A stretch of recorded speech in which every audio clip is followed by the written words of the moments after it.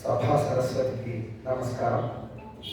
వేదిక మీద ఉన్న పెద్దలందరికీ కూడా పేరు పేరున నమస్సుమాంజలి తెలియజేస్తూ ఈరోజు కాళోజీ పురస్కారాలు అందుకుంటున్న రాజరెడ్డి గారికి, స్వామిరాజు గారికి ఇరువురికి కూడా శుభాకాంక్షలు తెలియజేస్తూ వేదిక ముందు ఉన్న పెద్దలందరికీ కూడా సాహితీవేత్తలకు, ఉపాధ్యాయ మిత్రులకు అందరికీ కూడా పేరు పేరున నమస్కారాలు తెలియజేస్తూ ఇవాళ 2025 కాళోజీ పురస్కారం తెరసం తరఫున అందుకోబోతున్నటువంటి మొగిలి స్వామిరాజు గారిని పరిచయం చేసేటువంటి అవకాశం నాకు తెలంగాణ రచయితల సంఘం కరీంనగర్ జిల్లా శాఖ వారు ఇచ్చారు.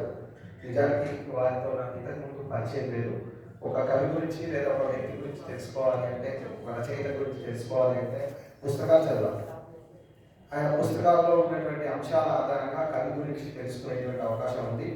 నాకు కొత్త అనిల్ గారు వారు రచించినటువంటి నిప్పు కణికలు ఒక పుస్తకం, అలాగే నిశ్శబ్ద రహస్యాలు అనేటువంటి ఒక పుస్తకం రెండు అందించారు.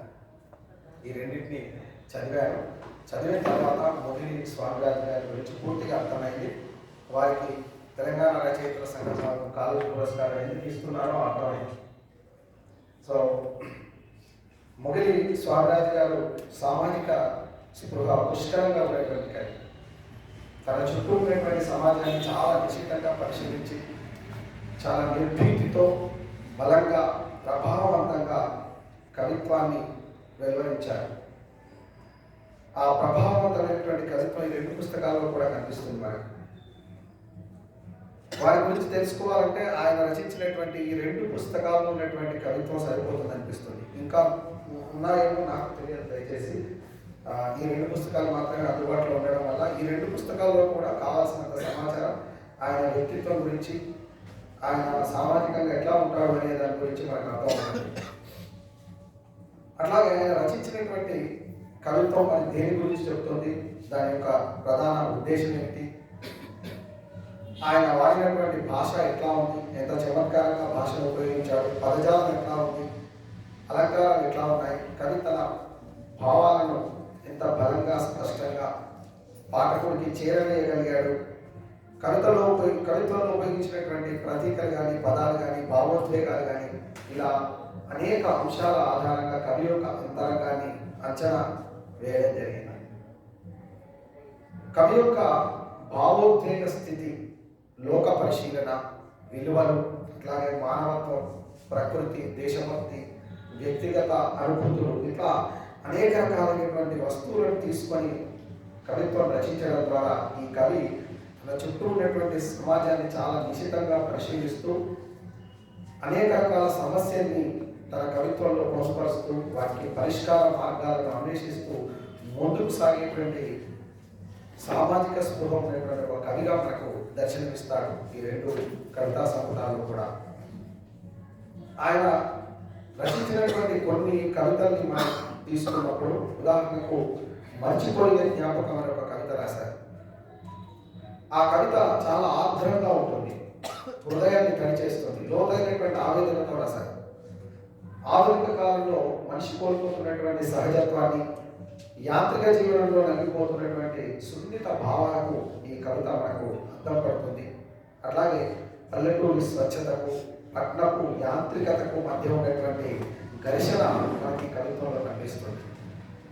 ఆయన పట్టణంలో జీవిస్తాడు, కానీ పల్లెటూరిని ఎప్పుడు మర్చిపోలేదు. పల్లెటూరికి, నగరానికి మధ్య మానసిక సంఘర్షణ అనుభవిస్తూ అది తన కవిత్వంలో పొందుపరిచాడు. పోగొట్టుకునేటువంటి బాల్యాన్ని వెతుక్కుంటాడు, విలువల్ని వెతుక్కుంటాడు. ఒక ఆరాటం కనిపిస్తుంది ఈ కవిత్వంలో. కవి వాడినటువంటి భాష కూడా చాలా సరళంగా ఉంటుంది. ఎక్కడా కూడా పెద్ద పెద్ద సుదీర్ఘమైనటువంటి సమాసాల జోలికి పోలేదు. చాలా సరళంగా సాధారణమైనటువంటి పాఠకులకు కూడా అర్థమయ్యే విధంగా తన భావాన్ని బలంగా వ్యక్తపరచడానికి ఆయన ప్రయత్నం చేయడం కనిపిస్తుంది.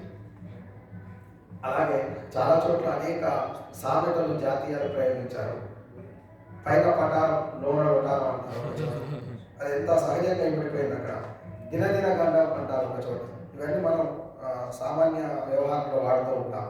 ఇట్లా సామెతలు, జాతీయాలు వాడడం వల్ల కవిత్వానికి సహజత్వం వచ్చింది.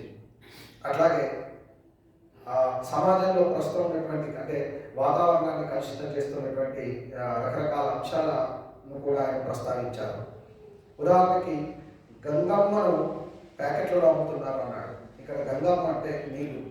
మనం ఇప్పుడంటే వాటర్ బాటిల్స్ చూస్తున్నాం. వాటర్ బాటిల్స్ కంటే ముందు రూపాయికి 2 రూపాయలకు కవర్ ప్యాకెట్లలో వాటర్ అమ్మేవాళ్ళు. బేకరీ షాపులలో అక్కడ దొరికేది, కూల్ డ్రింక్ షాపులలో. సో అవి కలుషితమైనటువంటి నీరు, నిజానికి అది ఆరోగ్యానికి మంచిది కాదు. వాటిని నిరసించారు. ఇప్పుడు కూడా ప్లాస్టిక్ బాటిళ్లలో వచ్చేటువంటి నీరు కూడా ఏమంత ఆరోగ్యకరమైనది కాదు, దాన్ని నిరసించారు. అట్లాగే అనేక రకాలైనటువంటి ప్రతీకలు పొందుపరుస్తూ సామాజికమైనటువంటి స్పృహను, నగర జీవనం యొక్క కాలుష్యాన్ని అనేక కవిత్వాలు ఆయన కళ్ళకు కట్టినట్లు చూపిస్తాడు. కవిలో ఒక అన్వేషణ కనిపిస్తుంది, ఒక తాత్వికత మనకు ప్రస్ఫుటంగా కనిపిస్తుంది. కవి ఒక తాత్వికుడని, ఒక అన్వేషకుడని, ఒక సామాజిక స్పృహ ఉన్నవాడని, సమాజంలో ఉన్నటువంటి సమస్యలకు పరిష్కారం వెతికేవాడిగా మనకు అడుగడుగునా కనిపిస్తాడు. ఇంతకు మించి మొగిలి స్వామిరాజు గారి గురించి మనకి ఇంకేం కావాలి?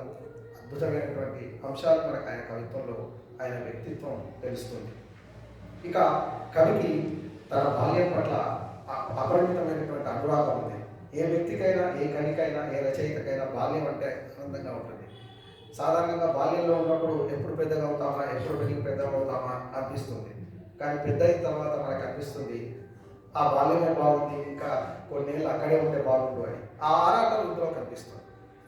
వర్తమానంలో ఉన్నటువంటి కష్టాల నుంచి తప్పించుకోవడానికి ఆయన మనసు పదే పదే బాల్యం యొక్క మధుర స్మృతుల్లోకి వెళ్ళిపోతుంది. అమ్మ యొక్క జోలపాటను గుర్తుంచుకుంటారు, నాన్న యొక్క అడుగుల్ని, ఆయన వేయించినటువంటి అడుగుల్ని గుర్తు తెచ్చుకుంటారు. ఇది ఒక సున్నిత మనస్సు యొక్క లక్షణం.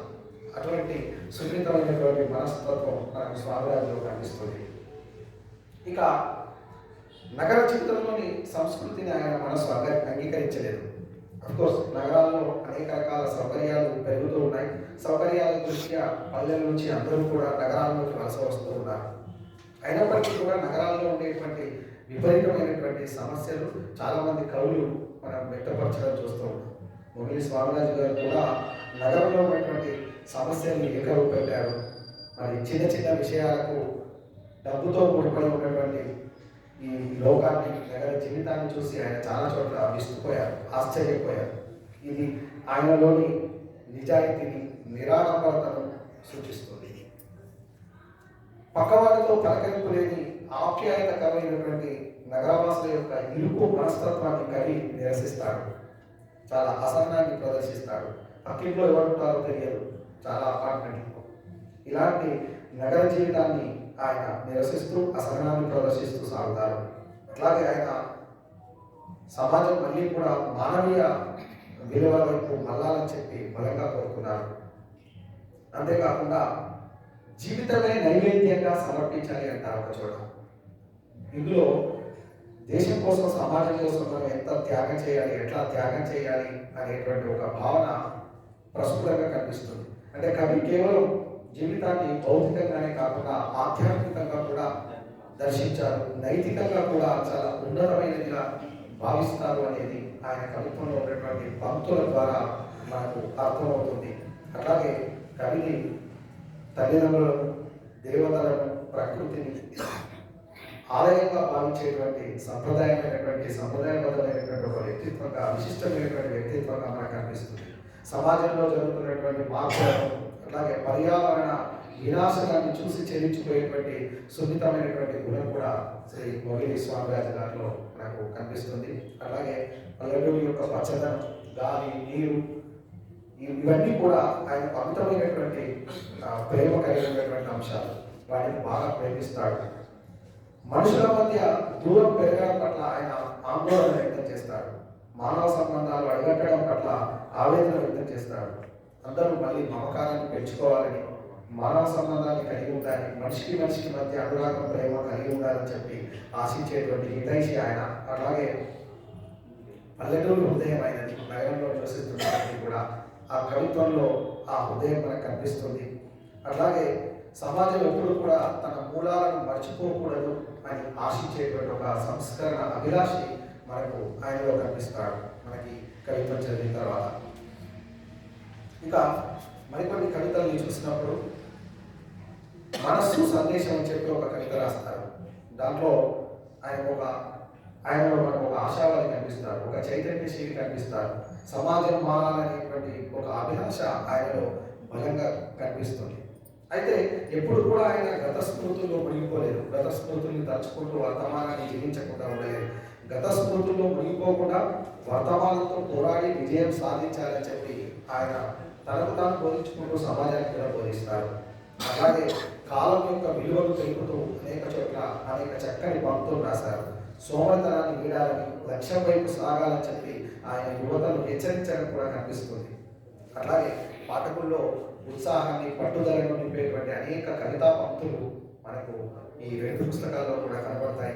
ఈ 2 పుస్తకాలు మీరు చదవాలి అనే ఉద్దేశంతో ఈ పుస్తకాల్లో ఉన్నటువంటి పంక్తుల్ని నేను ఉదాహరించలేదు. కేవలం ఆ పంక్తుల యొక్క సారాంశాన్ని, ఆ సారాంశం ఆధారంగా ఆయన యొక్క వ్యక్తిత్వాన్ని మీ ముందు ఉంచే ప్రయత్నం చేస్తున్నాను. ఎందుకంటే అనిల్ గారు నాకు పుస్తక సమీక్ష చేయమని చెప్పలేదు, ఆయన యొక్క పరిచయం చేయమన్నారు.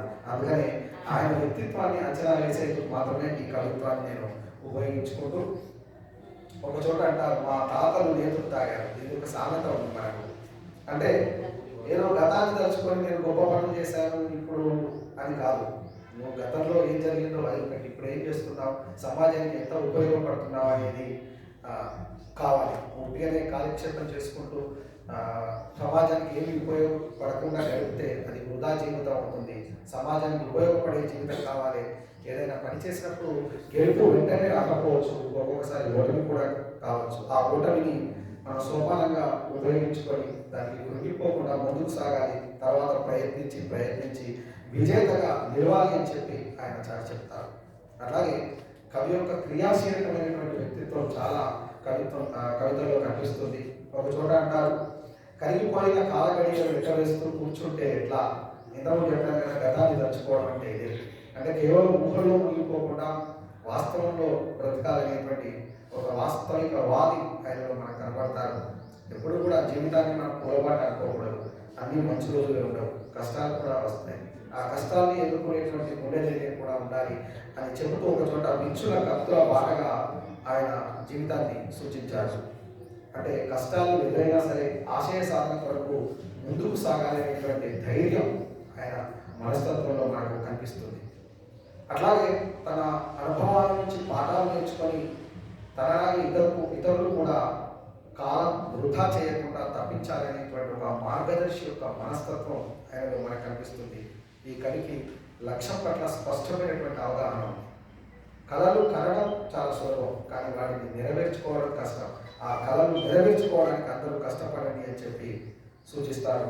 అలాగే తన విజయం మాత్రమే కాదు, లక్ష్యం యువతకు ఆదర్శం కావాలి. అంటే విజయం సాధించడం దానికి మాత్రమే పరిమితం కాకూడదు. తాను ఏ లక్ష్యం వైపు వెళ్తున్నాడో, ఏ గమ్యాన్ని అయితే నిర్దేశించుకున్నాడో అటువైపు చిత్తశుద్ధితో సాగాలి అనేటువంటి కవిత్వాన్ని కూడా యువతకు మార్గనిర్దేశం చేస్తూ, అట్లాగే రైతు కష్టాలను ఆయన ఒక చోట ఒక కవిత్వంలో ఏమంటాడంటే, పురుగు మందులే పెరుగన్నములాయే. ఇలాంటి వాక్యాలు చదివినప్పుడు మనకు కంటతడి పెట్టిస్తుంది ఆ కవిత్వం. ఎందుకంటే రైతుల ఆత్మహత్యలపై కవి రాసినటువంటి అత్యంత శక్తివంతమైనటువంటి వ్యాఖ్య ఇది.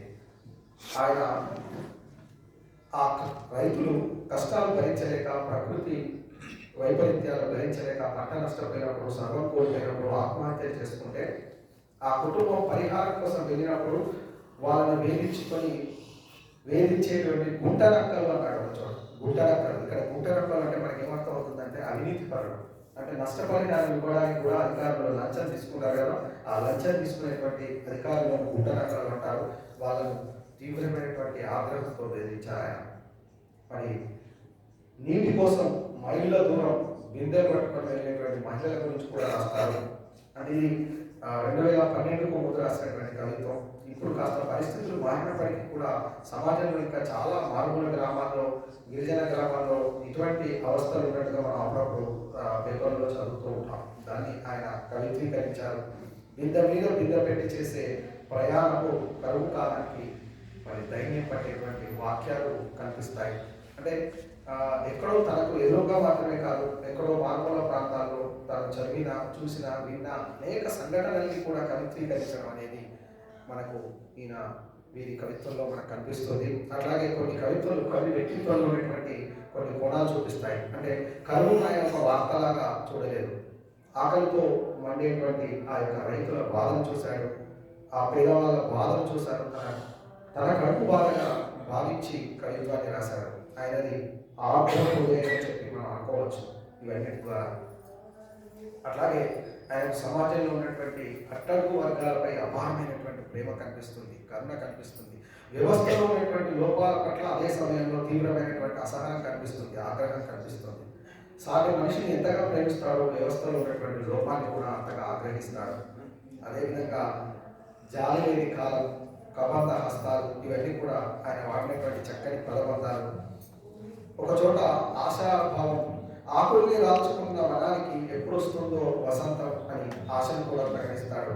అంటే ఎక్కడో ఒక మూల ఒక శుభోదయం కోసం ఎదురు చూసేటువంటి ఆశావాదం ఆయనలో ఉందని చెప్పి మనకు కనిపిస్తుంది. ఎప్పుడూ నిరాశ పడలేదు ఆయన. ఎన్ని సమస్యలున్నా వాటిని ఎదుర్కొని గెలవాలి అనేటువంటి ఆశను అనేక చోట్ల కవిత్వంలో ప్రకటించారు. ఆయన తెలంగాణ నేల పట్ల చాలా ప్రేమను ప్రకటించారు. అట్లాగే భూమిని అవనమ్మ అన్నారు ఒక చోట. అవని అమ్మ, అవని అంటే భూమి, అవనమ్మ అన్నారు భూమి అమ్మ, మాతృభూమి అంటే కదా మనం అట్లా. ఆయనకు ఈ రెండింటితో కూడా తెలంగాణ నేలతో మన భరత భూమితో, భరత మాతతో విడదీయలేని అనుబంధం కనిపిస్తుంది మనకు ఈ కవితా పంక్తుల్లో. వ్యవస్థలో ఉన్నటువంటి లోపాలని ఎదిరిస్తారు. అట్లాగే రాజకీయ నాయకుల యొక్క దొల్లతనాన్ని కూడా ఆయన ఎండగడతారు. ఎక్కడ వెనుకాడలేదు రాజకీయ నాయకుడిని స్పష్టంగా ఎదిరించడానికి లేదా ఎండగట్టడానికి. అట్లాగే ఉగ్రవాదం ప్రస్తుతం సమాజంలో ఉన్నటువంటి ఒక తీవ్రమైనటువంటి సమస్య ఉగ్రవాదం. ఈ ఉగ్రవాదం పట్ల అట్లాగే సమాజంలో ఉన్నటువంటి మతోన్మాదం పట్ల ఆయన ఒక దేశభక్తి కలిగినటువంటి పౌరుడిగా స్పందించాడు. ఆ ఉగ్రవాదాన్ని నిరసించాడు. పారిపో అనేటువంటి ఒక కవితలో ఈ గర్జన కనిపిస్తుంది. ఆయనది శాంతిని కోరుకునేటువంటి హృదయంగా మనం భావిస్తాం. అంటే ఆయన హృదయం ఎంత సున్నితమైందో అవసరమైతే అంత రౌద్రాన్ని కూడా ప్రదర్శించగలరు అనేది పారిపో అనేటువంటి కవితలో కనిపిస్తుంది. ఉగ్రవాద వ్యతిరేకత ఆయనలో ఉంది. జాతీయ సమగ్రత భావాన్ని ఆయన కలిగి ఉన్నారు. భారతీయులందరూ కూడా ఐక్యంగా ఉండాలనేటువంటి, ఐకమత్యంతో ఉండాలనేటువంటి పిలుపు కూడా ఆయన ఇచ్చాడు. ఇలాంటి జాతీయత భావాలు కూడా కవిలో స్పష్టంగా కనిపిస్తాయి. అట్లాగే పిచ్చి కుక్కలను తరవడం, ముక్కలుగా చీల్చి చెండాడడం, గోతులు తవ్వడం, ఇట్లాంటి పదబంధాలు వాడడం ద్వారా తాను చెప్పాలనుకునేటువంటి భావాన్ని బలంగా వ్యక్తీకరించడానికి ఆయా పదబంధాలు వాడడం ద్వారా ఆయన ప్రయత్నించారు. అలాగే భారతదేశంలో ఉన్నటువంటి వైవిధ్యాన్ని ఆయన చాలా చోట్ల వివరించారు. ఎందుకంటే భారతదేశం భిన్న రాష్ట్రాలకి, భిన్న మతాలకు, భిన్న కులాలకు, భిన్న జాతులకు, భిన్న భాషలకు, అనేక రకాలైనటువంటి వేషధారణలకు, పండుగలకు, విభిన్నమైనటువంటి పండుగలకు, విభిన్నమైనటువంటి సంప్రదాయాలకు, ఆచారాలకు అంతటి విభిన్నత్వంలో ఏకత్వం అనేటువంటి ఒకే ఒక అంశం భారతీయత. అట్లాంటి భారతీయత, భిన్నత్వంలో ఏకత్వం అనేటువంటి అంశాన్ని ఆయన చూపించడానికి ప్రయత్నం చేసినారు. ఈ సూత్రాన్ని ఆయన బలంగా ఉద్ఘాటించడం మనకు కనిపిస్తుంది. అట్లాగే కవి యొక్క దేశభక్తి, అట్లాగే కవికి తన దేశం పట్ల, దేశ రక్షణ పట్ల ప్రాణాలు అర్పించినటువంటి వీరుల పట్ల అమితమైనటువంటి గౌరవం కనిపిస్తుంది. అలాగే దేశానికి హాని చేసే వారిని ఆయన శత్రువు కంటే హీనంగా చూశారు. ఇవన్నీ కూడా కవి వ్యక్తిత్వంలో ఉన్నటువంటి అత్యంత బలమైనటువంటి కోణాలుగా మనకు దర్శనమిస్తాయి. ఇవన్నీ కూడా ఒక జాతీయవాది లక్షణాలు. ఒక సున్నిత మనస్కుడు, ఒక సామాజిక స్పృహ ఉన్న వ్యక్తి, అట్టడుగు వర్గాల పట్ల ప్రాణం ఉన్న వ్యక్తి, జాతీయత భావాలు అన్నీ ఒకే వ్యక్తిలో కనిపిస్తున్నాయంటే అతను కవి ఉంటాడు. అలాంటి గొప్ప కవి మొగిలి స్వామిరాజు గారు. ఆయన శత్రువును పాల్గొమని హెచ్చరిస్తారు, ఎదురు దాడికి దిగుదామని చెప్పి పిలుపునిస్తారు. అది ఆయనలో ఉన్నటువంటి ధైర్యాన్ని, ఆత్మవిశ్వాసాన్ని సూచిస్తుంది. ఇక్కడ కూడా ఆయన కవిత్వంలో పిరికితనం కనబడదు. ఒక సైనికుడి గంభీరత కనిపిస్తుంది. ఒక భారత పౌరుడి యొక్క భక్తి కనిపిస్తుంది. ఉగ్రవాదం వల్ల పచ్చని పంట పొలాలు వీడైపోతున్నాయని, మాతృభూమి మరుభూమిగా మారుతుందని చెప్పి ఆవేదన చెందుతూ ఉగ్రవాదాన్ని తీవ్రంగా నిరసించారు. అట్లాగే శాంతిని కాపాడడం కోసం అవసరమైతే ఆయుధ పట్టాలను కూడా ఆయన పిలుపునిచ్చాడు. శాంతి కోసం ఆయుధం పట్టాలన్నారు, అంతే తప్ప హింస కొరకు చెడు కొరకు కాదు. అట్లా ఇంకొకటి, విదేశీయులకు తొత్తులయ్యే వారిని కూడా, అంటే విదేశీయులకు అనుకూలంగా మాట్లాడుతూ దేశ సమగ్రతకు భంగం కలిగించే విధంగా మాట్లాడే వ్యక్తులను కూడా ఆయన నిరసిస్తూ అట్లాంటి వాళ్ళని ధన పిశాచాలు అన్నాడు. అంటే ధనానికి ఆశపడి శత్రు దేశాలకు లొంగిపోయే వారిని ఆయన హెచ్చరించారు. డబ్బు కంటే జీవితం కంటే దేశం గొప్పది అని చెప్పి నమ్మేటువంటి నిబద్ధత ఆయన వ్యక్తిత్వంలో, ఆయన కవిత్వంలో మనకు కనిపిస్తుంది. అలాగే నేను అనే భావన కంటే మనం అనేటువంటి భావనకు ఆయన ఎక్కువ ప్రాధాన్యత ఇచ్చినట్టుగా ఆయా పంక్తుల్లో మనకు కనిపిస్తుంది. సమిష్టి తత్వం ఆయనది. అట్లాగే యువతను మేల్కొల్పడం, అలాగే వారిని దేశ రక్షణ సైనికులుగా సిద్ధం చేయడం, ఇట్లా ఒక మంచి నాయకత్వ లక్షణాన్ని పెంపొందించడానికి ప్రయత్నించేటువంటి అనేక కవితా పంక్తులు మనకు దీంట్లో కనిపిస్తాయి. ఈ మొగిలి స్వామిరాజు గారు సంపూర్ణమైనటువంటి మానవతావాదిగా మనకు దర్శనమిస్తాడు. ఒక దేశభక్తుడు దర్శనమిస్తాడు. పల్లెసీమ నుంచి దేశ సరిహద్దుల దాకా, తాను నివసించే పల్లెసీమ నుంచి దేశ సరిహద్దు దాకా ప్రతి అంశాన్ని తన కవిత్వంలో స్పృశించారు. అలాంటి ఆలోచనలు అక్కడి వరకు విస్తరించినటువంటి విశాలమైనటువంటి దృక్పథం కలిగినటువంటి కవి అయిన ఆయన కలం భావోద్వేగాల సమస్యలు, సమాజం బాగుండాలని కోరుకుంటారు, దేశం ఎదగాలని కోరుకుంటారు, తప్పిస్తారు. ఒక సామాజిక కవిగా మనకు దర్శనమిస్తారు. అట్లాంటి వ్యక్తిత్వం ఉన్నటువంటి మొగిలి స్వామిరాజు గారు ఈరోజు తెగ సంతరణ మరి కాళోజీ పురస్కారం అందుకోబోతున్నటువంటి శుభ సందర్భంలో ఆయన పరిచయం చేసేటువంటి అవకాశం నాకు ఇచ్చినందుకు తెగ సంఘానికి ధన్యవాదాలు సమర్పించుకుంటూ వారికి కూడా అభినందనలు తెలియజేస్తూ మరి సావధానంగా వెళ్ళినటువంటి అందరికీ కూడా కృతజ్ఞతలు తెలియజేస్తూ ఇద్దరు ముగిస్తున్నాను. ధన్యవాదాలు.